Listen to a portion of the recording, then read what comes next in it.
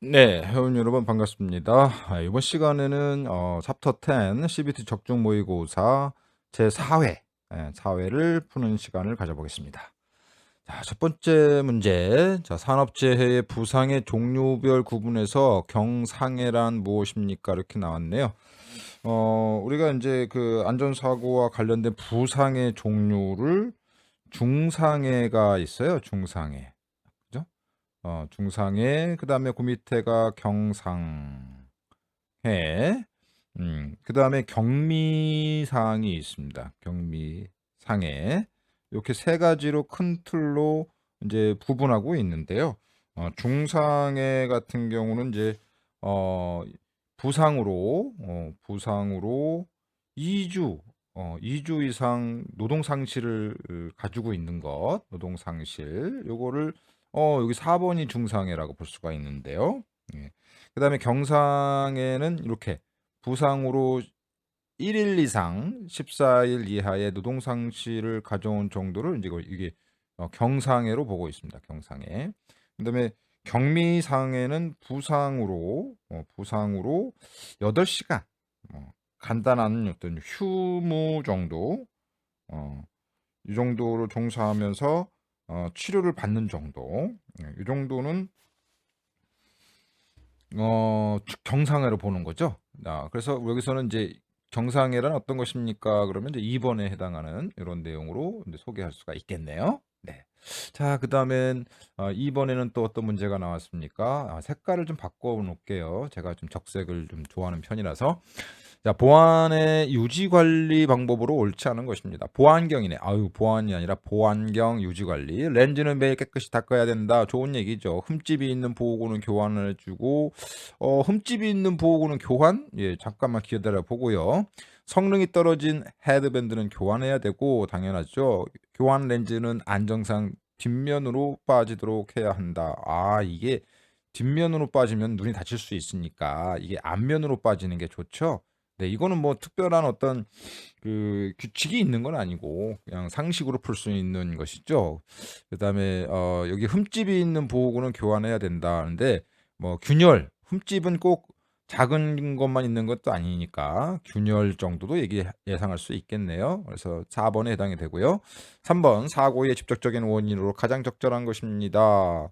직접적인 원인, 성격의 결함, 유전적인 요소, 환경적인 요인, 불완전한 행동 및 상태. 예, 직접적인 원인은 사람을 기준으로 보면 됩니다. 사람의 불완전한 행동. 그래서 4번에 해당이 됩니다. 그다음에 4번 다음 중 안전보호구가 아닌 것을 찾습니다. 안전모, 안전화, 장갑, 안전 가드레일은 보호구가 아니라 시설이겠죠. 네, 그 시설과 보호구를 구분하는 문제.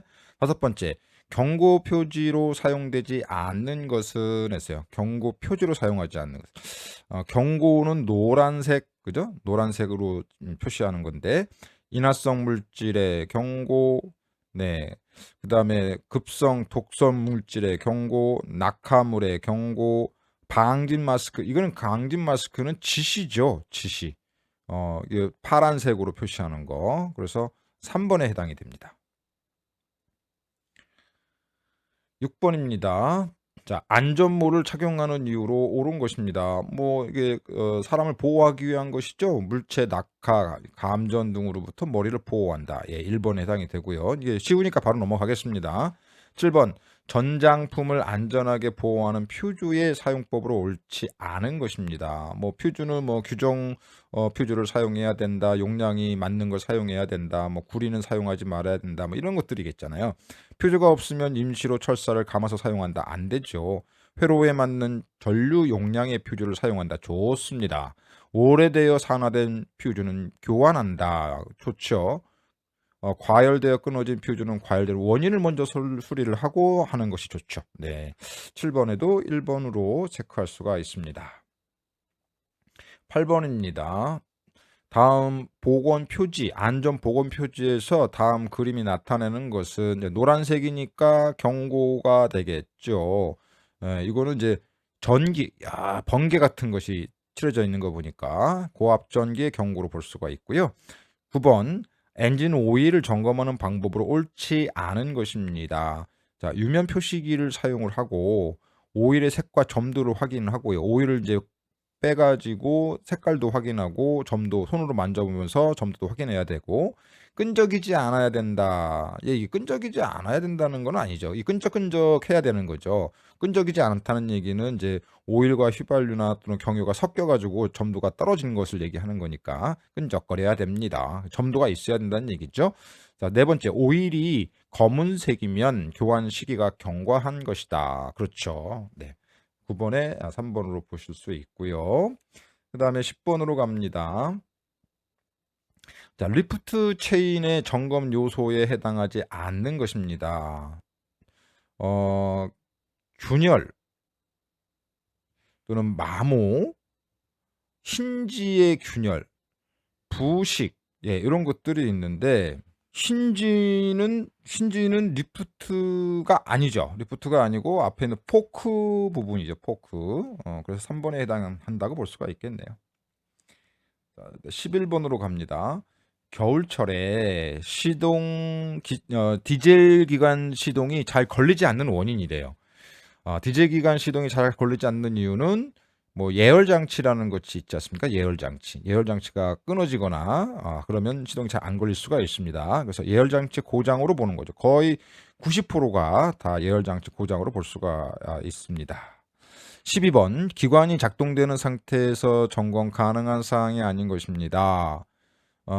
냉각수의 온도, 충전 상태, 오일의 압력, 오일의 양은 엔진 정지 상태에서 측정을 가능한 거죠. 그래서 레벨이 항상 풀선에 있어야 된다.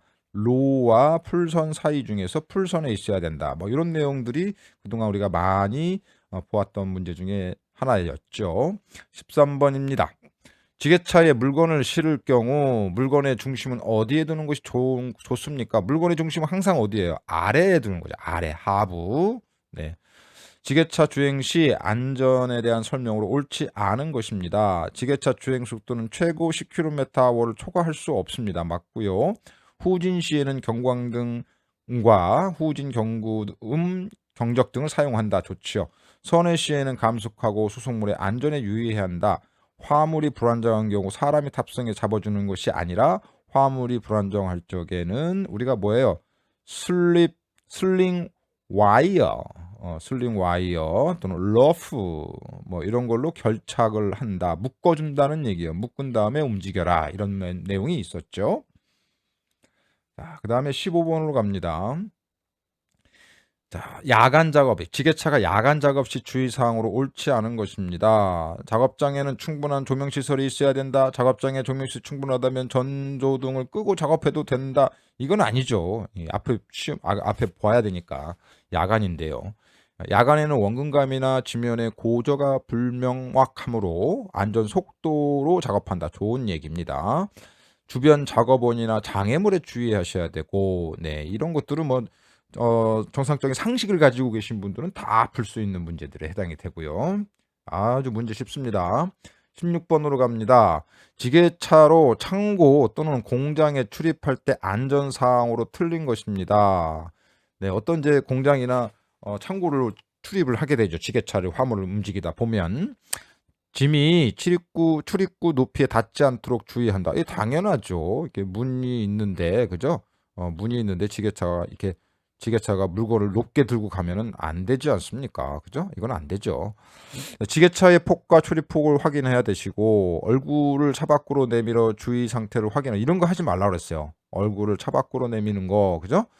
부두기 포크를 올려서 출입할 경우는 출입구 높이에 주의해서 하는 게 좋습니다. 네, 이것도 특별한 내용 없이 상식으로 풀 수 있는 문제였고요.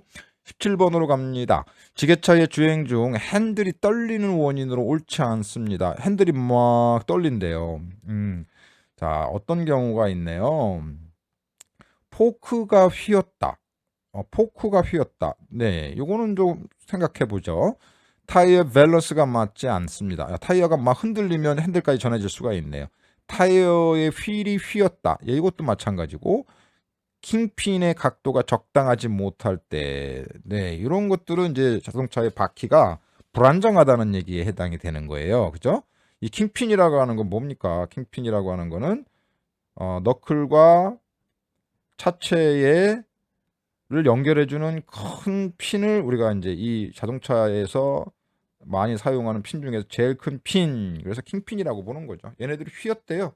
그러면 이제 핸들이 더더더더 균형이 안 맞아서 떨릴 수 있겠죠. 포크는, 지게차 포크는 핸들 떨리는 거하고는 거의 거리가 멀고요. 이제 물건을 들어 올릴 때 조금 불안정하게 되겠죠. 네.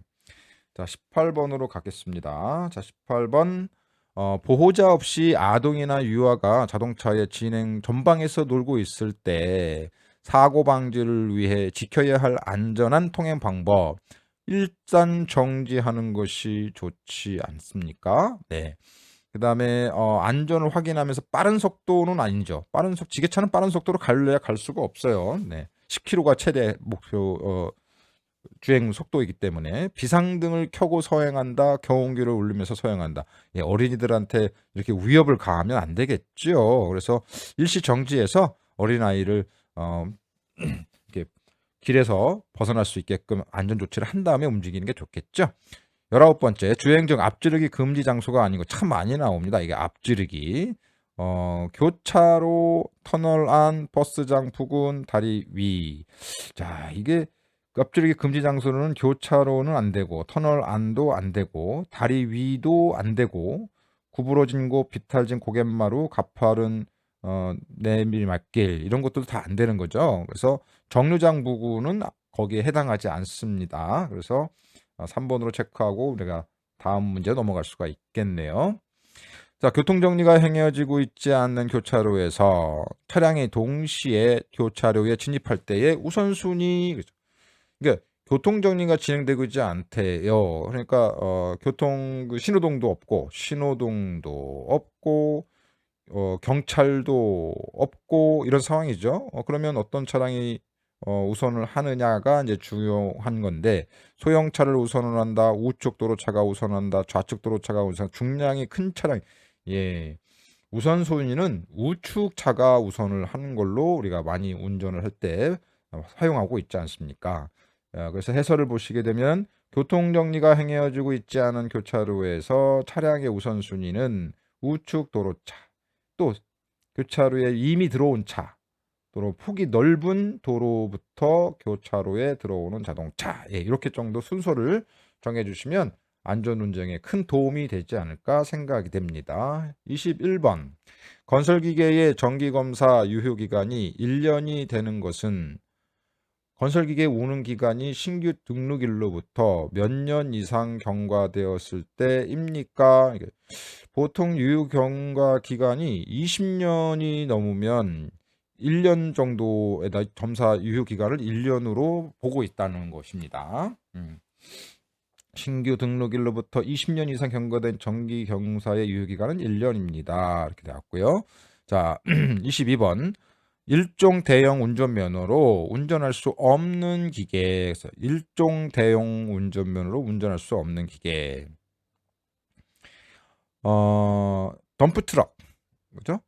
또 노상 안정기, 그다음에 트럭 적재식 천공기, 트레일러, 예, 이런 것들인데, 여기 있는 요 친구들은 우리가 이제 일종 대형으로 운행할 수 있는데, 이 트레일러는 면허를 따로 따야 돼요. 일종 특수, 그죠? 특수 면허를 따야 됩니다. 그러니까 요 내용을 알고 이 특수 면허를 따야 될 거는 이제 레커하고 트레일러가 있는데, 요거를 알고 있으면 나머지는 뭐 그냥 따라오는 그런 문제에 해당이 될 거라고 볼 수가 있습니다. 23번. 건설기계 조종사의 적성검사에 대한 설명으로 옳은 것입니다. 적성검사에 합격해야 면허 취득이 가능하지요. 네. 그 다음에 적성검사는 2년마다 실시한다라고 했는데, 거의 적성검사는 10년마다 하는 걸로 되어 있습니다. 수시검사는 수시 실시한다. 적성검사는 수시 실시한다. 수시검사가 아니라, 네, 죄송합니다. 적성검사는 수시 실시한다. 네, 좋은 얘기고요. 좋은 얘기가 아니죠. 이거는 그렇게 하지 않고요. 네, 적성 검사는 60세까지만 실시한다가 아니라 지금 현행법상 65세까지로 되어 있습니다. 그래서 옳은 것은 1번에 해당이 되고요. 24번 건설기계를 등록 신청하기 위해 일시적으로 등록지로 운행하는 임시 운행 기간은 며칠이냐라고 보고 있어요. 그래서 임시 운행 기간은 15일 이내로 되어 있다고 볼 수가 있습니다. 네. 그래서 이런 과정들이 좀 있다라는 거, 이런 문제들 한번 살펴봤고요. 예, 건설기계의 등록 신청 시 첨부하지 않아도 되는 서류랬어요. 예, 호적 등본은 뭐 이렇게 떼는 경우가 별로 없죠. 네.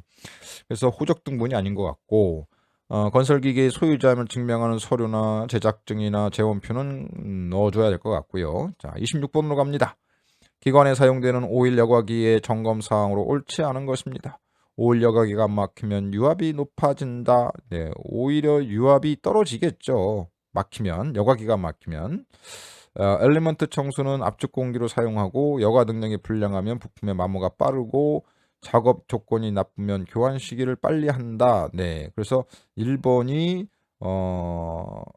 반대로 되는 역할을 할 수가 있습니다. 네, 26번입니다. 기관에 사용되는 오일의 여과기 점검 사항으로 옳지 않은 것을 찾습니다. 자, 여과기가 막히면 유압이 높아지죠. 네, 필터를 통하지 않고 바이패스를 통해서 나가야 되니까 그 바이패스의 압력이 높아질 바이패스의 스프링 장력이 높으니까 압력도 같이 높아진다고 볼 수가 있습니다. 맞고요. 엘리멘트 청소는 압축 공기를 사용한다 했는데 이거는 필터만 그래요. 공기 필터. 그죠? 공기, 건식, 그것도 건식 공기 필터만 압축 공기를 활용해서 재사용할 수 있는 거고요. 이 오일 여과기는 재사용이 공기로 사용하지 않죠. 그냥 교환이죠. 여과 능력이 불량하면 부품의 마모가 빨라지고 작업 조건이 나쁘면 교환 시기는 빨리 해야 됩니다. 예, 이건 당연한 내용들이고요. 27번으로 갑니다. 27번에 뭡니까? 사행정 사이클 기간의 행정 순서로 옳은 것입니다. 사행정 기간은 먼저 공기를 빨아들이죠. 자, 흡입을 합니다. 흡입. 그 다음에 압축을 해야 되죠. 그 다음에 폭발을 해야 되죠. 그 다음에 배기를 해야 되죠. 그래서 흡입, 압축, 폭발, 배기인데 흡입이 먼저 온 게 3, 4번이 있네요. 그 다음에 압축이 온 게 4번에 해당이 됩니다. 그래서 행정 순서를 보는 거죠. 우리가 이거를 1사이클이다 이런 얘기를 하죠. 1사이클. 네. 사행정 1사이클이죠. 사행정 1사이클 이렇게 표현할 수가 있습니다. 28번입니다. 디젤 엔진이 진동하는 경우에 해당하지 않는 것입니다. 디젤 엔진이 뭐 진동을 하긴 가솔린보다는 진동이 많은데 심하게 진동한다 이런 얘기죠. 자, 분사 압력이 실린더별로 차이가 있을 때, 인젝터에 불균율이 있을 때, 하이텐션 코드가 불량할 때, 기통 엔진에서 한 개의 분사 노즐이 막혔을 때, 자, 여기서 이제 디젤 엔진은 연료 분사가 핵심이에요. 연료 분사를 시켜서 각각 엔진들이 폭발을 이루어서 조화를 이루어 가지고 정확하게 해줘야 되는데 연료 분사가 되고 안 되고 차이가 있으면 심한 진동이 발생하겠죠. 그래서 분사 압력이 실린더별로 차이가 있을 때, 실린더별 차이가 있다는 얘기는 뭐예요? 노즐에서 압력은 여기는 센데 여기는 없다는 얘기죠. 분사가 안 된다는 얘기죠. 이것도 맞는 얘기고, 인젝터에 불균율이 있을 때, 그러니까 불균율이 발생하겠죠. 압력이 서로 다르니까. 하이텐션 코드가 불려. 이게 하이텐션 코드라는 거는 고압선을 얘기하는 거예요. 고압 케이블. 근데 디젤 엔진은 점화 플러그로 작동되는 것이 아니기 때문에 이런 것이 없지요. 다음 네 번째, 기통 엔진에서 한 개의 분사 노즐이 막혔다. 예, 이런 경우에는 연료의 분사가 불균일하기 때문에 부조화가 발생할 수 있겠습니다. 29번, 디젤 기관의 흡입 행정에서 흡입하는 것은 했어요. 디젤 흡입 행정에서 흡입하는 것은 일단 디젤 기관들은 뭐만 흡입하냐면 일단 공기만 해요. 온이 공기만 흡입을 해서 압축을 만든 다음에 연료를 분사시켜서 폭발을 이루는 이런 순서를 가지고 있습니다. 그래서 공기만 압축한다. 디젤 기관의 특성에 대해서 알고 있는가 하는 문제고요. 자, 30번. 디젤 기관의 인젝션 펌프에서 딜리버리 밸브가 기능으로 옳지 않은 것 했는데, 야, 이 딜리버리 밸브는 상당히 깊은 내용인데 이 딜리버리 밸브에 대한 내용을 한번 보고 오셨으면 좋겠습니다. 네, 딜리버리 밸브라는 것이 어떤 거냐면 여기 탱크에서 공급 펌프를 통해 가지고 필터를 통해서 연료가 이렇게 진행하는 분사 펌프로 들어가요. 그 분사 펌프 안에 들어가면은 여기 플런저 펌프가 있고, 왕복형을 다 플런저 펌프라고 합니다. 플런저 펌프가 있고, 여기 플런저 펌프에서 발생한 압력이 위에 있는 요 밸브, 그죠? 지금 닫혀 있다가 일정한 압력, 이 스프링 장력을 이기고 연료가 올라가잖아요. 이거를 딜리버리 밸브, 분배 밸브라고 얘기를 하는 겁니다. 그래서 이 딜리버리 밸브는 일정한 압력을 유지해 주는데, 연료를 쏜 다음에 연료 압력이 떨어지면 다시 여기를 딱 막아주는 거죠. 막아줌으로 인해서 여기에 뭐가 생기냐면 잔압을 형성시킴으로 인해서 이 파이프 내에 베이퍼록 현상을 억제시킬 수 있고요. 또 뭐가 있습니까? 연료가 차 있으니까 제시동성이 우수해지는 이런 특성들을 가지고 있죠. 이런 것들이 이제 딜리버리 밸브의 역할을 해주는 거죠. 그러니까 요 플런저 펌프에서 노즐로 나가는 파이프 입구에 연료가 쏘아진 다음에 일정한 압력이 떨어지게 되면 밸브를 막아버리는 요 친구가 딜리버리 밸브라는 것이 가지고 있다는 얘기예요. 예. 그래서 이제 그런 내용을 가지고서 좀 물어보는 건데요. 여기서는 이제 어떤 이야기가 나오냐 보자고요. 자, 디젤 엔진의 인수펌프 딜리버리 밸브 기능 옳지 않은 것은 역류 방지, 그죠? 잔압 유지, 네, 후적 방지. 야, 이 후적이라는 용어가 있는데, 이 후적은 제가 설명하지 않았네. 후적이라고 하는 것은 연료가 쏜 다음에 여기에 깨끗하게 마감을 해야 되는데, 이 주변에 이렇게 방울방울 맺히는 거예요. 연료가 쏜 다음에 어떤 연료가 쌓이는 거, 이거를 이제 후적이라고 표현할 수가 있습니다. 근데 이제 이 후적이 불량하다는 얘기는 여기 있는 딜리버리 밸브가 완전하게 이렇게 막혀 있는 게 아니라 누설이 생겨서 연료가 나갈 수 있게끔 만들어 놓는다는 얘기죠. 만약에 여기가 꽉 잡혀 있다면 절대 나갈 일이 없겠죠. 이거를 우리가 후적이라고 합니다. 그것도 딜리버리 밸브의 불량으로 우리가 생각할 수가 있다는 얘기입니다. 네. 자, 그다음에는 어떤 것이 있습니까? 그전에 답을 좀 체크하고 넘어와야죠. 네. 그래서 유량 조정은 없다. 유량 조정은 누가 합니까? 유량 조정은 여기에 있는 요 플런저 안에 있는, 그죠? 플런저 안에 있는 요 친구들이 이제 유량 조절을 하는 거죠. 예. 유량을 조정을 합니다. 어, 이거는 이제 리드라는 말을 사용하는데, 뭐 리드에는 또 정리드, 또 영리드, 뭐 이런 내용도 있습니다만은, 네. 여기까지만 설명하고 다음으로 넘어갑니다.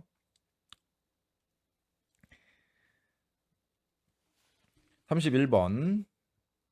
엔진 오일의 점도 지수가 낮은 경우, 점도가 낮대요. 온도 변화에 따른 점도 변화는, 온도와 점도는 이제 온도가 낮으면 점도의 변화가 굉장히 커지는 거죠.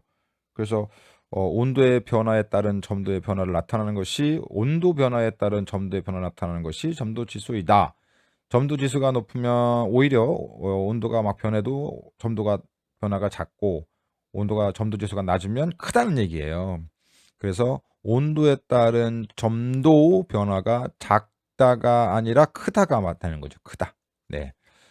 32번입니다. 기관의 연료 장치에서 희박한 혼합비가 미치는 영향으로 적절한 것은 했어요. 희박 혼합비. 네.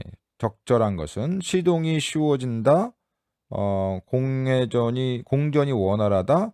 출력 감소를 가져온다. 연소 속도가 빠르다.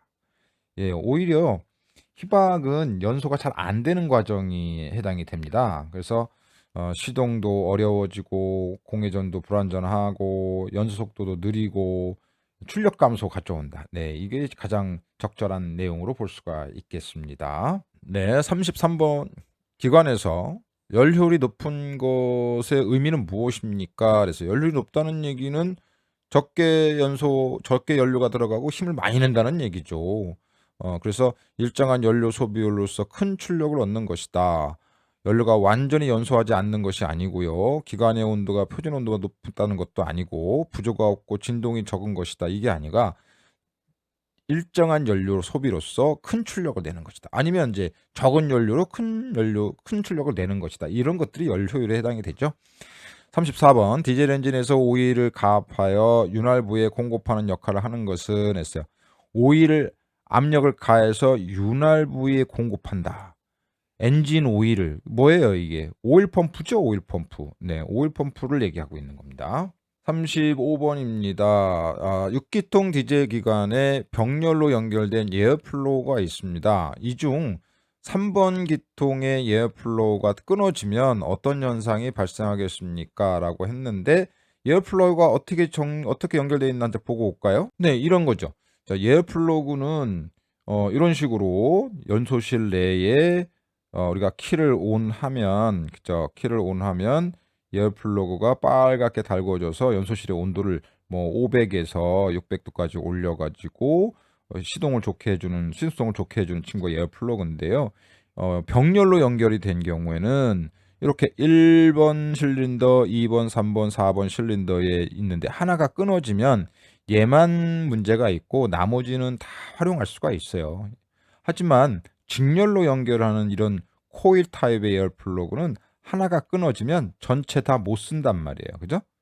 이런 개념을 알고 있느냐 하는 그런 문제에 해당이 됩니다. 네. 그래서 그 번호만 3번만 그죠? 3번 에어플러그만 작동 안 된다가 맞는 얘기입니다. 36번 이동하지 않고 물질에 정지하고 있는 전기를 가리켜서 무엇이라고 합니까? 그러니까 정지하고 있는 거는 우리가 정전기죠. 움직이는 것은 동전기. 그죠? 직류전기와 교류전기를 구분하는 말은 뭡니까? 시간에 따라서 플러스 마이너스의 방향이 계속 크기와 방향이 바뀌는 것은 뭐예요? alternator current, 진교류라고 얘기를 하죠. 또 시간에 따라서 플러스와 마이너스가 계속 변하지 않는 거, 이거를 우리가 이제 다이렉트 커런트의 약자를 써서 TC, 직류 이렇게 표현을 하는 거죠. 네, 그래서 정전기, 전기에 대한 어떤 전기에서 사용하고 있는 용어 정리를 묻고 있었던 문제인 것 같습니다. 네, 37번 작동 중인 교류 발전기의 소음 발생 원인과 가장 거리가 먼 것을 찾습니다. 자, 발전기가 이렇게 있어요. 발전기, 제너레이터. 그다음에 여기 있는 배터리랑 이렇게 있는데 배터리는 발전기에서 이렇게 충전을 시키고 있는 거겠죠. 충전. 네, 전기를 이렇게 보내서 충전을 시키고 있는 거예요. 근데 이제 발전기가 고정하고 있는 볼트가 풀리면은 당연히 진동이 있어서 움직이겠죠. 근데 축전지가 방전되었다. 축전지가 방전된 거와 발전기의 소음과는 거리가 좀 멀죠. 예, 발전기하고 제너레이터가 배터리랑 제너레이터가 너무 사이가 좋은 것 같아요. 이 정도면. 네. 아무튼 요 축전지가 방전된 거하고는 관련이 없다. 그 다음에 베어링이 손상되었다. 네, 우리가 여기 이제 발전기에다가 크랭크 쪽 풀리에 의해 가지고 벨트를 연결해서 막 움직이니까 여기도 축 베어링 같은 것들 넣어야 될 거 아닙니까? 그죠? 베어링이 망가지면 소음이 나겠죠. 벨트의 장력이 약하다. 네. 벨트의 장력이 약하면 어떤 일이 발생합니까? 왜 소음이 나죠? 예, 벨트가요 헐렁거려서 이렇게 흔들려요. 바람 소리에 의해서 부르르 떠는 소리가 난단 말이에요. 그런 걸 얘기하고 얘기하고 있는 거라고 볼 수가 있습니다. 자, 그 다음에 38번 문제입니다. 축전지의 충전 방법 중 옳지 않은 거예요. 배터리의 충전 방법은 일정한 전류로 하는 정전류가 있고요. 일정한 전압으로 하는 충전 방법이 있습니다. 이거 일정한 전류, 일정한 전압. 그 다음에 단별 전류. 처음에는 크게, 작게 이렇게 단계별로 충전하는 방법이 있습니다. 이런 것들 세 가지가 있다는 거. 그 다음에 정저항 충전법은 없어요. 네, 요거는 아예 이름도 없는 겁니다. 네, 39번 교류 발전기의 특징으로 옳지 않는 것 찾습니다. 이 교류 발전기의 특징.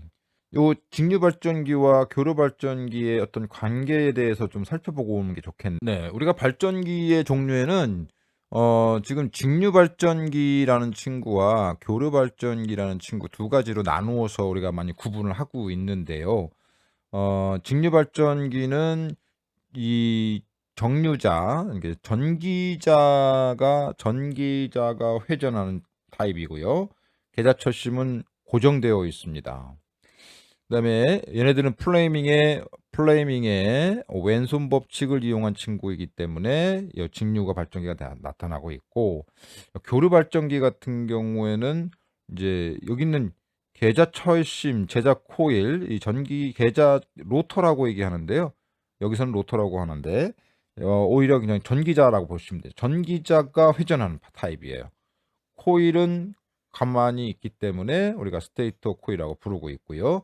얘네들은 이제 렌츠의 법칙을 이용한다. 좀 내용이 깊긴 합니다만은 이런 형태로 있습니다. 그래서 비교를 해봤더니 이런 의미를 가지고 있어요.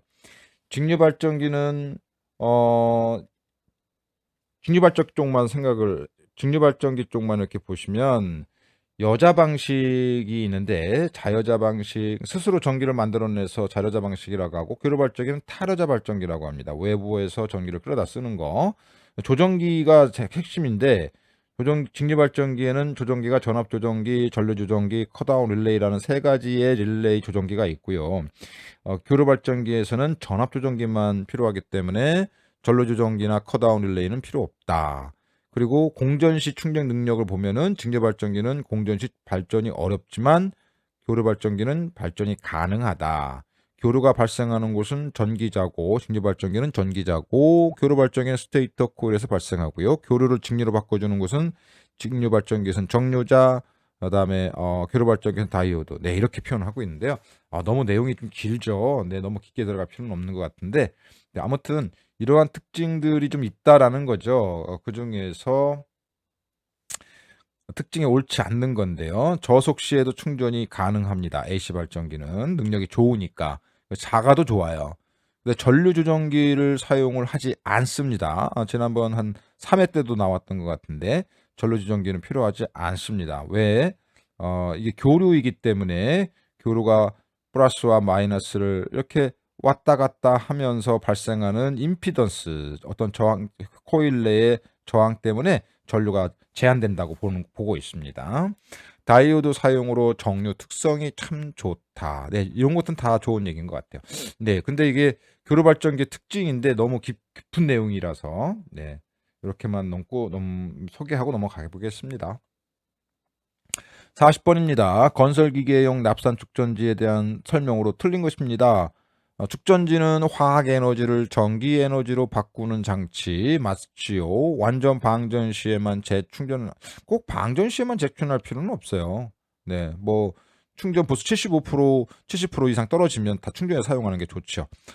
그 다음에 셀 수에 의해, 전압은 셀의 수에 의해서 정해진다. 당연하죠. 셀 수가 크면 클수록 전압이 높아지는 거니까. 이 셀이라고 하는 거는 한 방에, 그죠? 한 방에 들어있는 전압의 크기가 셀 전압이잖아요. 이게 몇 개 있느냐에 따라서 전압이 커지는 거니까요. 네 번째, 전행면이 낮아지면 중류수를 보충합니다. 네, 요즘에는 뭐 무보소인 MF 배터리를 사용하긴 하는데 예전에는 이 보소해서 쓰는 게 참 많았고, 뭐 지금도 이제 대형 중장비 차량에는 보소용 배터리를 많이 사용하고 있기도 합니다. 41번입니다. 브레이크 파이프 내에 베이퍼록이 생기는 원인과 관련이 없는 것입니다.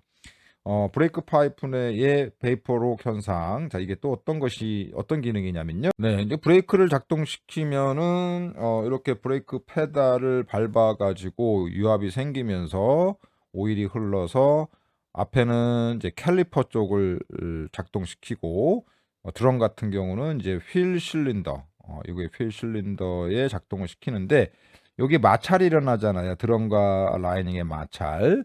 또는 페이드와 디스크 사이 마찰이 발생하면 이게 열이 난다는 얘기예요. 이 열에 의해서 이 열이 요 파이프 주변을 전달시키면은 요 안에 공기가 차게 돼요. 그러니까 베이퍼가 생기는 거죠. 너무 뜨거우면 이 액체 속에 들어있는 공기들이 이렇게 차는 거예요. 그래서 이것들이 공기가 차면 공기는 압축이 되잖아요. 그죠? 압축이 되니까 밀리는 현상이죠. 이런 것들을 베이퍼록 현상이라고 보는 거죠. 그래서 그거를 방지하기 위해서 그나마 가지고 있는 게 일정한 압력을 만들어내기 위해서 이쪽으로는 오일을 공급하고 반대로 일정한 압력이 이하로 떨어지면 흘러가지 못하게끔 요 파이프 내에 오일을 가다 둔단 말이에요. 그 역할을 해주는 밸브가 이제 체크 밸브가 있습니다. 체크 밸브. 예. 그래서 이 체크 밸브는 베이퍼록 현상을 방지하고, 그죠? 베이퍼록 현상을 방지하고, 베이퍼락 현상을 방지하는 기능을 가지고 있고요. 또 제동성을 좋게 해주는 것도 있고 이런 기능이 있다는 얘기죠. 이 책배부에 대한 개념을 얘기하고 있는 거예요. 네. 자, 다시 본문으로 와서 문제를 풀어보면 이런 게 나오겠죠. 열이 많이 발생하면 나는 거니까 드럼의 과열, 지나친 브레이크의 조작도 괜찮고 잔압이 떨어졌어요. 압력이 0.6에서 0.8 정도 있어야 되는데 0.6에서 0.8 정도 있어야 되는데 0으로 뚝 떨어졌습니다. 그러면 이 베이퍼록 현상의 이 책밸브 역할을 못하는 거니까 잔압이 저하되면 베이퍼록 현상이 발생하겠죠. 드럼과 라이닝의 간극 과대. 드럼과 라이닝의 간극이 과대되면은 브레이크가 잘 안 들겠죠. 오히려 4번에 해당이 되네요. 베이퍼로 현상과 관련 없는 거. 42번입니다. 자동 변속기가 장착된 건설기계 장비에서 주행 중 기어가 빠지는 것 그랬어요. 기어가 빠지는 원인이 아닌 것이네요. 기어가 터물렸을 때, 기어가 심할 때, 클러치의 마모가 심할 때, 변속기의 락 장치가 불량할 때 등등인데 클러치의 마모가 심하면 동력 전달이 안 될 뿐이지 기어가 빠지진 않다는 얘기죠. 더군다나 변속기 쪽하고. 그러니까 전혀 관계가 없다는 얘기를 하는 겁니다. 이 내용들을 뭐 기어가 어떻게 생겼는지 클러치가 어떻게 생겼는지는 몰라도 이 부품들이 서로 관련이 없다는 거 이것만 이해하시면 풀 수 있는 문제였습니다. 43번입니다. 운전 중 클러치가 미끄러질 때 영향이 아닌 것입니다. 그랬어요. 클러치가 미끄러진다. 클러치가 미끄러지는 영향은 뭡니까? 속도 감소, 견인력 감소, 연료 소비량 증가, 엔진의 관행. 네, 문제가 좀 헷갈리지요. 이거는 이제 그림을 보고 와서 설명을 듣고 오셔야 그나마 이해가 좀 잘 될 수 있기 때문에 그림을 보고 오겠습니다. 여기 있는 관계를 얘기하는 거죠. 이 클러치가 미끄러진다라고 하는 거예요. 이게 클러치가. 그러니까 엔진의 동력이 여기 있는 변속기 입력축까지 동력이 전달 안 된다라는 얘기를 하는 겁니다. 그러면 여기에 이제 간극이 커서 그런지 뭐 이게 헛돈다는 얘기죠. 그러니까 여기는 뭐 1500rpm으로 막 움직이고 있는데 여기는 뭐 500rpm밖에 안 움직인다는 얘기죠. 예, 그러면 엔진이 과열되겠네, 그죠? 엔진이 과열되고 힘이 전달이 안 되니까 이쪽 전달이 안 되니까 견인력도 그죠? 견인력도 떨어지게 되겠죠. 그다음에 연료 소비가 증가하게 되죠. 필요 없는 RPM이 계속 올라가니까 기타 등등 뭐 이런 일들이 벌어지지 않겠습니까? 예, 마찰이 미끄러짐이 심하면 그런 상식을 갖고 다시 문제로 들어와서 보면은요. 속도 일단 감소되겠죠. 뭐 견인력 감소, 연료 소비량 증가. 엔진은 뭐예요? 엔진은 과열된다 이런 얘기를 하는 거죠. 44번. 자동 변속기에서 사용하는 턱 컨버터에 대한 설명으로 옳지 않은 것입니다. 턱 컨버터는 펌프, 터빈, 스테이터로 되어 있고 오일의 충돌에 의한 효율 저하를 방지해서 가이드링이 있다. 예, 턱 컨버터의 회전율은 3에서 5대 1이다. 마찰 클러치에 의해서 연료 소비율이 높다. 연료 소비율이 높은 건 맞는데 턱 컨버터 변환율은 2에서 3대 1이에요. 그리고 오일의 충돌에 의한 효율 저하를 방지하기 위해서 그죠. 가이드링도 같이 있다고 볼 수가 있네요. 네. 그래서 3번에 해당이 됩니다. 자, 45번입니다. 자동 변속기에 장착된 건설 기계의 모든 변속단에서 출력이 떨어질 경우 점검해야 할 거. 변속단이 뭐 1단에서 4단, 5단인데 뭐 이게 다 떨어진대요. 그러면 이제 자동 변속기니까 자동 변속기는 뭐에 움직이냐면 오일의 공급이에요. 오일 공급에 의해서 각종 클러치도 작동해야 되기 때문에 그래서 오일 부족 괜찮습니다. 토컨버터 고장 좋습니다. 중간 매개체가 끊어진 거죠. 엔진 고장으로 출력 고장. 여기까지는 이제 원인이 될 수 있는데 추진축은 거리가 좀 멀죠. 추진축은 약간의 휘면 떨림이 발생하는 거예요. 떨림. 추진축의 떨림. 이런 경우에는 이 자동 변속기 점검 상황하고는 거리가 좀 멀죠. 46번 기계식 자동 변속기가 부착된 건설 기계의 작업장 이동을 위한 주행 방법으로 옳지 않은 것입니다. 주차 브레이크를 해제해야 되고 브레이크를 서서히 밟고 변속 4단에 넣는다. 클러치 페달을 밟고 변속 레버를 1단에 넣는다. 클러치 페달에서 발을 서서히 떼면서 가속 페달을 밟는다. 네. 이건 변속 레버를 4단에 넣으면 처음에 작업장 출발할 적에 오히려 엔진이 끊어지겠죠. 힘이 약하니까. 그죠?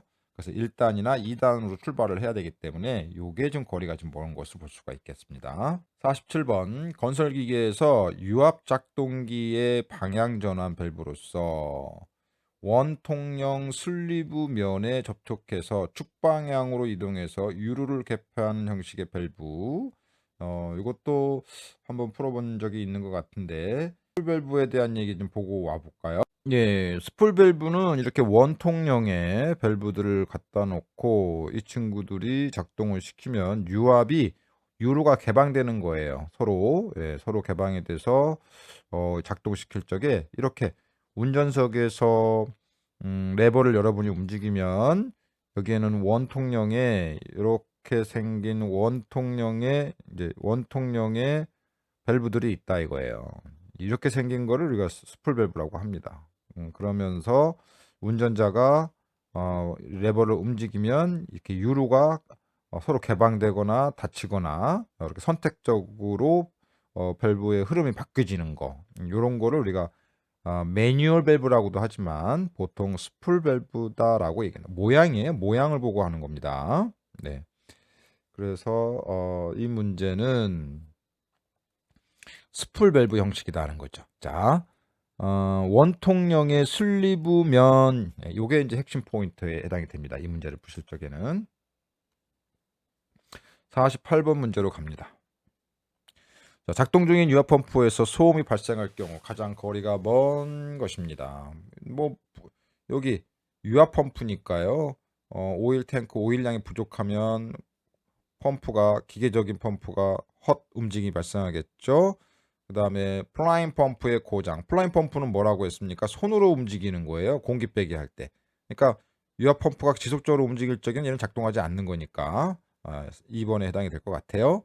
유입되는 오일에 공기가 들어갔다.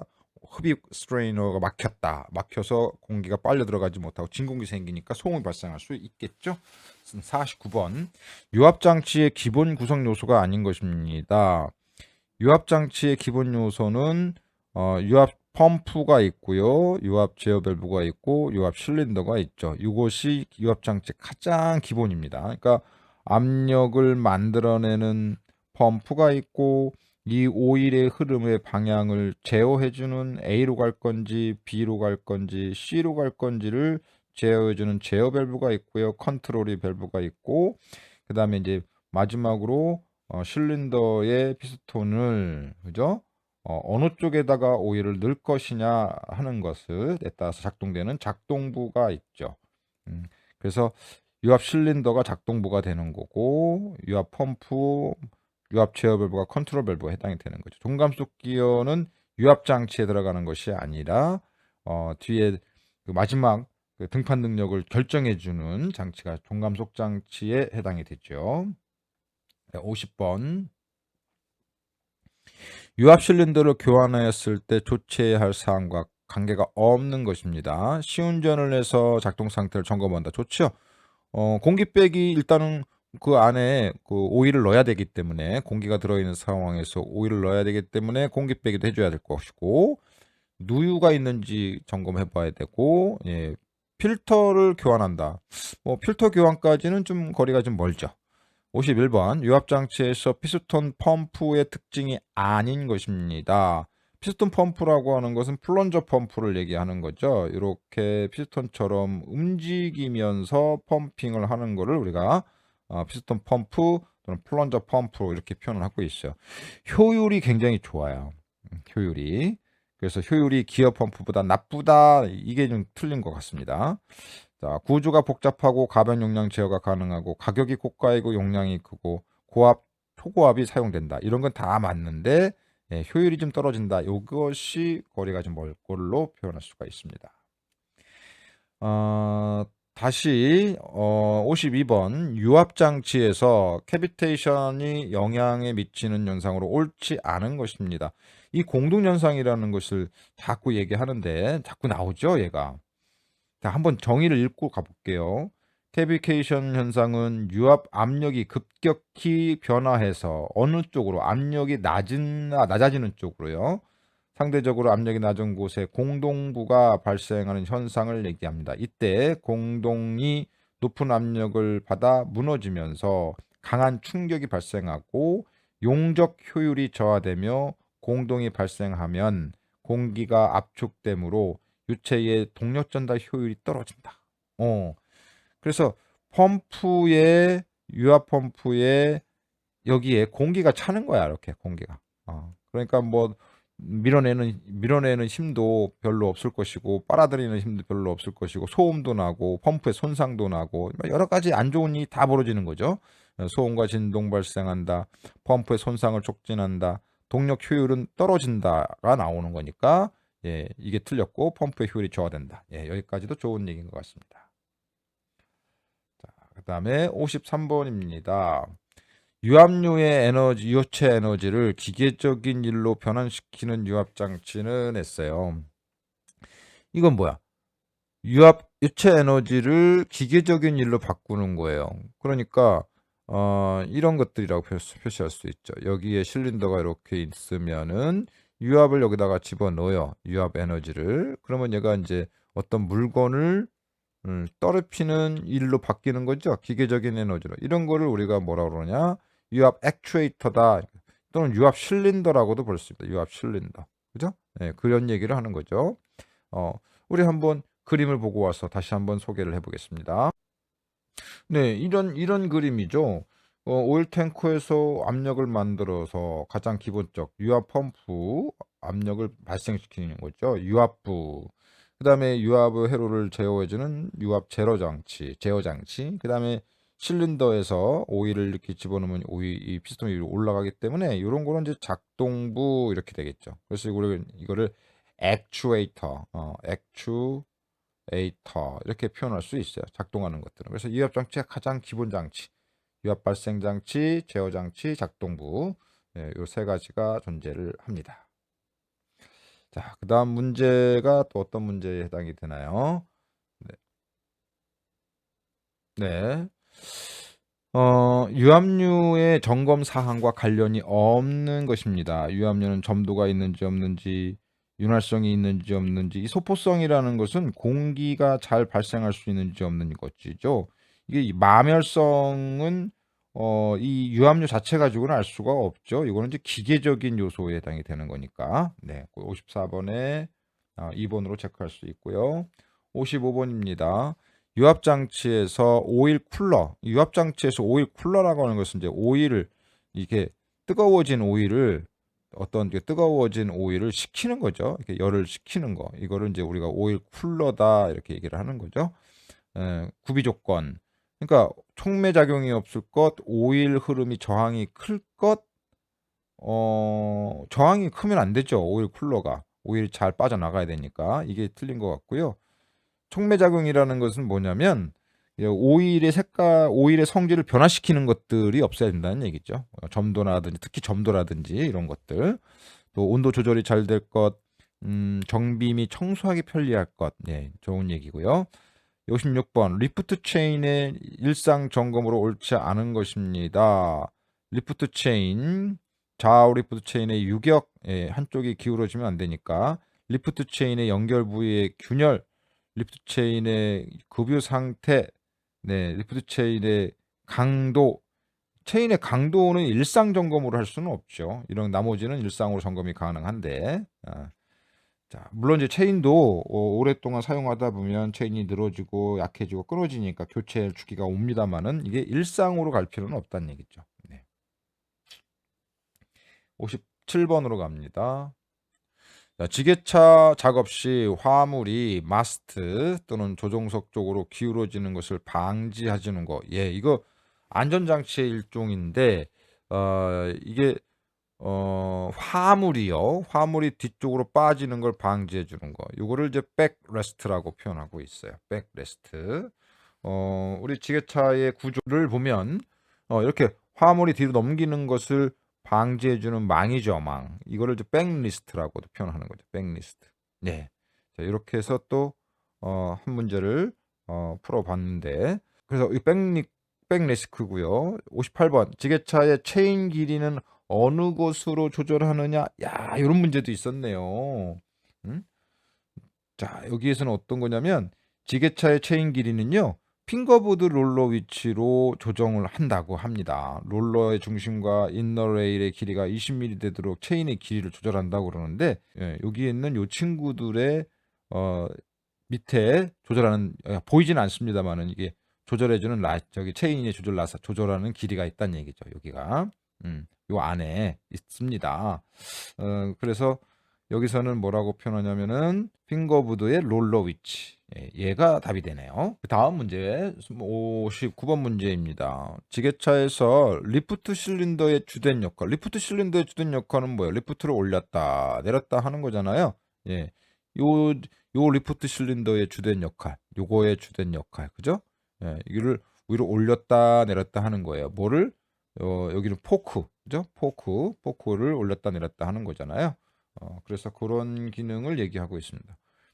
그래서 여기 뭐뭐 나오냐면 마스터 틸트 시킨다. 틸트는 틸트 실린더가 하는 거고 마스터를 이동시킨다. 네, 포크를 상하시킨다 이거죠. 그래서 상하 상승시킨다가 답이 될 수가 있겠습니다. 자, 1번 문제입니다. 다음 관공서용 건물 번호판에 해당하는 것은 어떤 것입니까? 이렇게 나오는데 아우 여긴 뭐 해설도 안 만들어 놨네요. 첫 번째 이 사각형으로 된 것은 건물의 어떤 상가를 가리키는 그림이고요. 이렇게 집처럼 만든 것은 이제 주택을 가리키는 거고 그다음에 이렇게 이제 갈색으로 표시가 되면서 표시가 된 이렇게 떨록떨록하게 만든 이 친구들은 이제 문화재들에 관련된 내용이고 이렇게 동그랗게 그림이 그리면서 나타난 것은 이제 관공서, 관공서를 가리키는 이야기입니다. 그래서 여기서는 관공서니까 4번에 해당이 되겠죠. 네, 이렇게 해서 저희가 또 한 번에 제 4회 CBT 문제까지 또 살펴봤습니다. 네. 자, 장시간 또 고생 많으셨고요. 예, 마지막으로 이제 CBT 제 5번이 문제가 나왔는데 그동안에 우리가 1번, 2번, 1회, 2회, 3회, 4회를 문제를 풀어가는 동안 계속해서 문제들이 반복되는 문제들이 좀 많이 있었고 또 이제 어느 문제가 더 많이 나오고 적게 나오고 등등이 이제 막 파악되기 시작한 거예요. 그래서 이제 갈수록 시간이 점점 줄어드는 모습을 볼 수가 있겠네요. 그죠? 네, 다음 시간에는 CBT 적정 모의고사 5회 문제를 가지고 여러분을 찾아뵙겠습니다. 네, 고생하셨습니다.